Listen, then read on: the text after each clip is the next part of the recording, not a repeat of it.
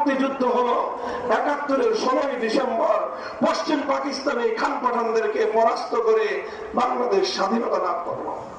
আর এই ৯ মাস শেখ মুজিবুর রহমান সাহেব পাকিস্তানের জেলে বন্ধুত্ব বরণ করলেন, আপ্যায়িত হলেন।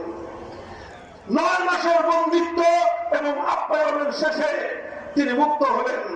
মুক্ত হয়ে তিনি পাকিস্তান থেকে সোজা বাংলাদেশে আসেন নাই, গেলেন লন্ডনে। তারপরে দেখা হলো শ্রীমতী ইন্দিরা গান্ধীর সাথে। ভারতের প্রধানমন্ত্রী শ্রীমতী ইন্দিরা গান্ধী শেখ মুজিবুর রহমান সাহেবের কাছে প্রেসক্রিপশন ধরায় দিলেন। কি প্রেসক্রিপশন? তোমার দেশে যেই সংবিধান হবে সেই সংবিধানটা হবে ভারতের সংবিধানের অনুকরণে একটা সংবিধান। ভারত রাষ্ট্র থেকে আমরা 1947 সালে আলাদা হয়েছিলাম, আবার ভারতে